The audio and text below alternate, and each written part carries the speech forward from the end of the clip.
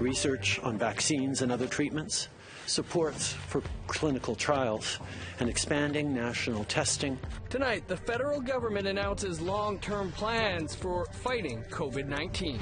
We're looking at serving close to 1,400 meals per lunch and per supper with a delivery service, right to door service for all of the families that are asked to stay home and isolate. The Saskatoon Tribal Council partners with community groups to feed families. Let's be honest, Canada puts out some pretty boring movies. And these guys that make these boring movies keep getting to make them. And we hear from Mi'kmaq filmmaker Jeff Barnaby about support for indigenous movies as he releases a zombie flick.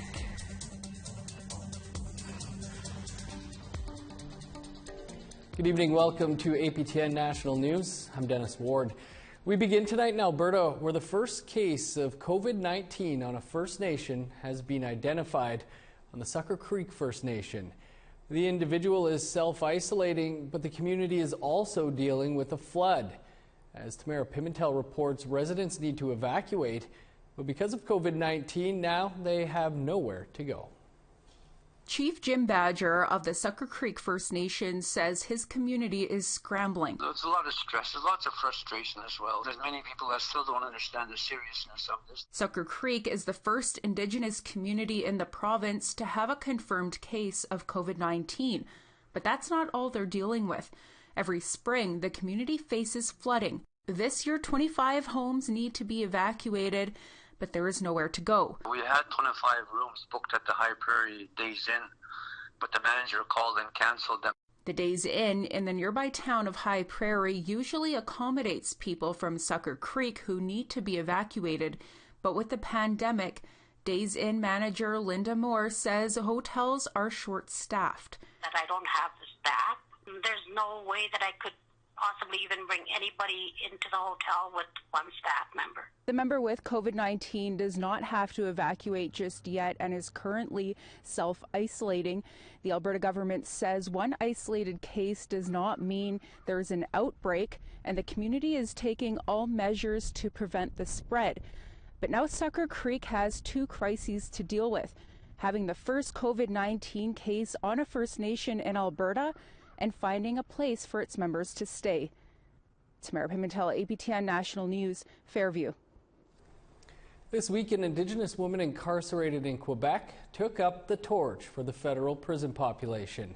She was filing a class action lawsuit against Correctional Services Canada, saying their COVID-19 mobilization was simply too little, too late. Lindsay Richardson has that story. Joelle Beaulieu is 1 year into a sentence at the Joliette Women's Institution in Quebec. Beaulieu is Ojibwe, and inside the prison works as a cleaner. Now, as the lead plaintiff in a class action lawsuit, Beaulieu says she's patient zero in a COVID-19 outbreak impacting over half of Joliette's inmates. To sum it up, it boils down to not doing enough and doing it too late. Lawyer Philippe Larochelle initiated the class action process at the Montreal courthouse this week. According to the statement of claim, Correctional Services failed in its duties to protect inmates, instead carrying on like business as usual. In the case of Madame Beaulieu, this translated into having to go into the administrative section where people come and go. She was exposed, and that she catched it in the end. Beaulieu alleges she was forced to clean high-traffic areas, wearing only gloves. Several requests for masks were turned down. When symptoms finally appeared, Beaulieu was sent away from the infirmary and back to the unit with Tylenol. Nurses said it was just a flu. This was in mid-March. Now, a month later, more than half of the inmates at Joliette are stricken with COVID-19. Though Correctional Services did not provide updated case numbers by deadline. But the outbreak at Joliette caught the attention of national support groups. People can't leave the institution, they can't physically distance, so they can't keep themselves safe and healthy on their own. They don't have control over that. The Canadian Association of Elizabeth Fry Societies say they're also concerned by prolonged use of segregation and information possibly withheld from inmates. Every time we speak with women who are inside the prisons, whether it's at Joliet or other federal institutions, they let us know that they feel as though they're not getting the right information, that they're being kept in the dark. And that's particularly concerning for them because they're trying very hard to participate in keeping themselves safe and healthy. If the class action is approved, federal inmates who entered facilities in Quebec after March 13th, 2020, even those who weren't infected, could receive up to $100 in damages for each day spent incarcerated during the pandemic. The way things have been handled might be very similar in other provinces, and I don't see why people from other provinces could not do the same thing. Though it's the first suit of its kind, La Rochelle says we may see more. Lindsay Richardson, APTN National News, Montreal. Adding another layer of tension to the federal prison issue, today the NDP requested the creation of a task force to identify inmates who should be released early to help mitigate COVID-19's spread through the system. Despite assurances from Public Safety Minister Bill Blair, the NDP are concerned about a lack of, quote, concerted action being taken. NDP Public Safety critic Jack Harris proposed the task force be led by a federal court judge to ensure correctional services and the parole board move swiftly to identify potential candidates. Well, we'd like to hear what you think about COVID-19 and what should be done with those who are incarcerated. Here's how to continue that conversation. Send your emails to news@aptn.ca. Find us online at aptnnews.ca and on youtube.com/aptnnews. You can also follow us on Facebook, Twitter, and Instagram for the latest Indigenous news. With some provinces making plans to reopen their economies, the Conservatives are asking for a national plan to do the same. That and the government's long-term plan for the COVID-19 pandemic.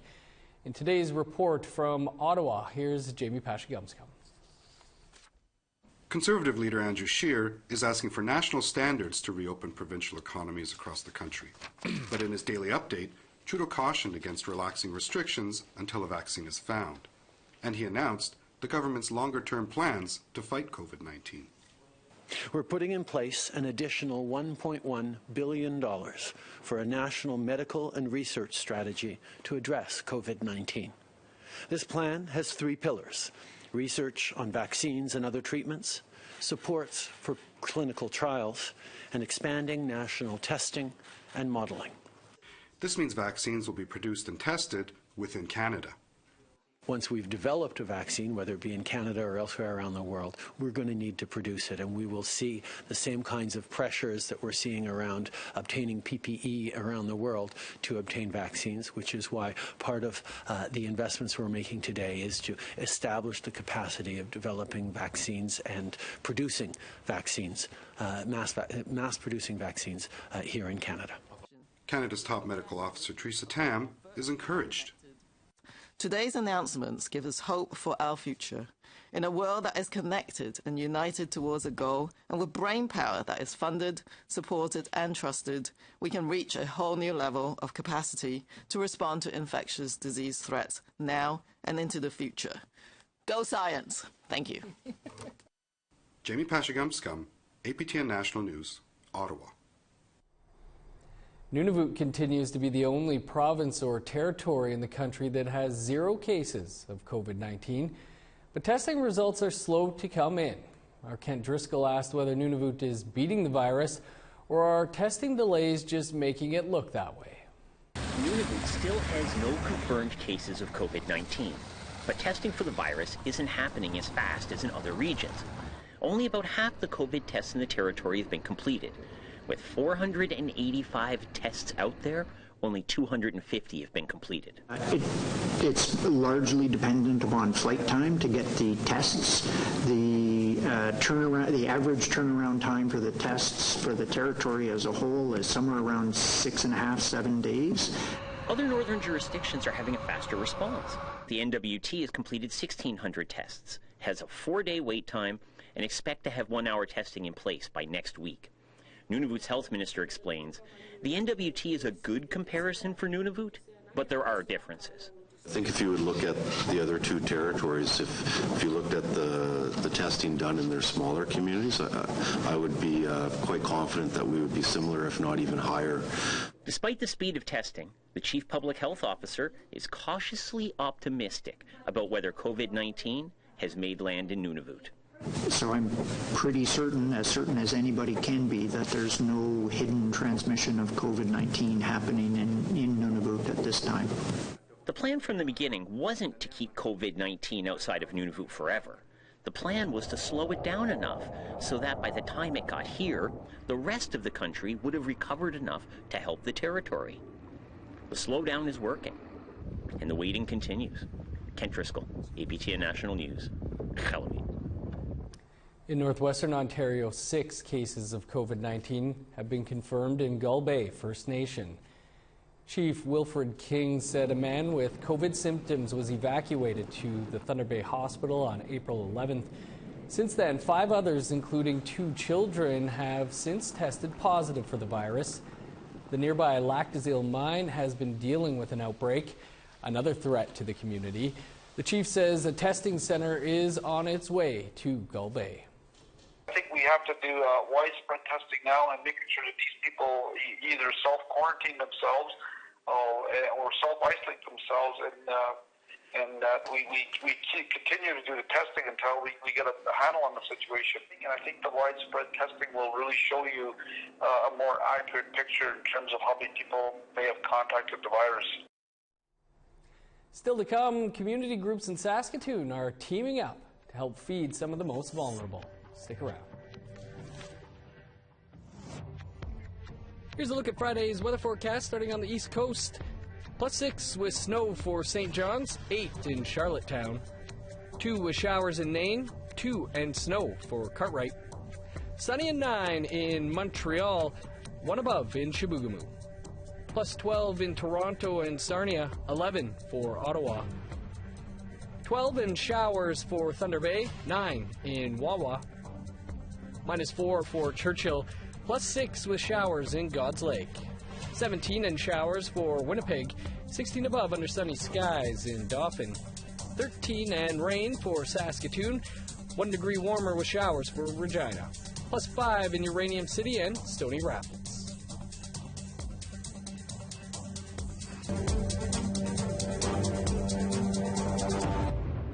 Welcome back. In Saskatoon, a group of organizations are working together to help people who can't afford or get access to healthy food during the pandemic. Priscilla Wolf has more.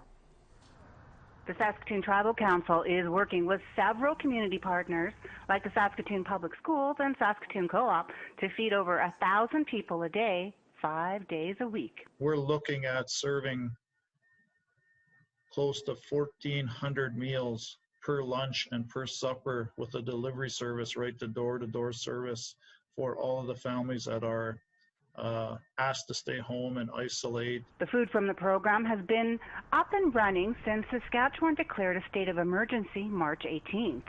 And they will soon be increasing delivery from 300 households to 500, feeding approximately 3,000 people, and not just Indigenous people. Single families, single mothers, fathers, to multiple children in the household, to elderly people. And knowing that the White Buffalo Youth Lodge and the Saskatoon Tribal Council serves a status-blind community, we're here to help everybody. Brent Hills, Superintendent of Education for Saskatoon Public Schools, says they are helping out by offering staff and a commercial kitchen at one of their schools. We're very fortunate to have a very large, beautiful commercial kitchen at Mount Royal Collegiate, as well as a large foods lab at Mount Royal. CEO of Saskatoon Co-op Gerald Heidbert says they are happy to be working with this group to feed families. In Co-op, we're going to contribute up to $20,000 in food donations towards a family meal program. We're going to work very closely with the Saskatoon Tribal Council to select and provide the food supplies. They need to create and distribute these meals to the end of June. The group has enough money to run until the end of June, but wants to continue until the pandemic is over. They hope to raise more funds to keep the program running. Priscilla Wolf, APTN National News, Saskatoon. Tomorrow night on APTN Investigates, award-winning journalist Cullen Crozier brings you the tragic story of two youth who died by suicide at a government-licensed group home near Hamilton, Ontario. As their families continue to search for answers, APTN Investigates takes a closer look into the tragic circumstances surrounding their deaths. Here's a preview of Left to Die. He didn't like it there. He fought to just run away, but then he wasn't the only one. Like when I talked to him, he said mostly everybody ran away. So we got a call mid-afternoon that day, said that Tyra had gone missing, and I was at the barber shop when I got the message. I quickly shut down the shop and went to go search for her. Just a lot of things go through your mind on what could have happened. Every bad feeling goes through your mind, like you, to the point of almost feeling like you're going to lose your mind. You know, we called friends, we called everybody to try and find her. It was chaotic. It was a chaotic day. We were just searching. The Linwood Charlton Centre, a small group home for high-risk youth, just outside of Hamilton, Ontario. According to the families we spoke with, children here run away all the time. Some never come back. When you're in a supervised facility that's offering mental health, you don't expect your child to die there. An important story indeed. You can catch Colin Crozier's documentary Left to Die tomorrow night following APTN National News. Well, coming up, we'll speak with the filmmaker of a movie about a pandemic sweeping the country that turns people into zombies. Hello, I'm Todd Lamoran, and here's what we'll have for you on Nation to Nation. A Manitoba Grand Chief wants Indigenous police oversight. This after Winnipeg police killed 3 Indigenous people in the past 10 days. As well, we do our COVID check-in with Indigenous services. First Nations are supposed to be a priority for getting rapid virus test kits, but it's not clear if delivery will be in as little as a few weeks or much later in the summer. And Friendship Centers feel they've been overlooked in getting funds to deliver services during the crisis. That's all following tonight's newscast. Here's the rest of your Friday weather forecast, picking back up in northern Alberta. Sunny and 15 in Peace River, 14 for Grand Prairie, 14 in Medicine Hat, and Edmonton, 15 for Lethbridge. Showers and 14 in Vancouver, 13 with rain for Victoria, 15 in Fort Nelson, sunny day and 14 for Prince George. Minus 10 in Old Crow, plus 7 for Whitehorse and Watson Lake. 4 above with snow in Fort Liard and Trout Lake, minus 6 for Yellowknife, minus 16 for Sax Harbor, Polituck, and Inuvik. 12 below for Cambridge Bay, minus 9 with snow in Chesterfield, 17 below in Resolute, minus 11 in snow in Joe Haven.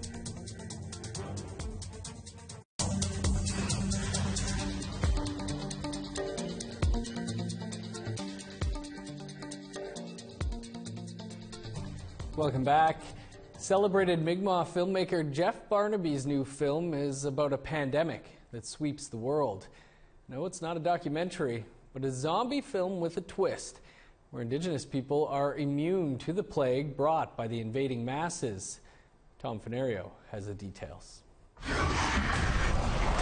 At face value, Blood Quantum hits all the requisite zombie film tropes. Blood, guts, screams.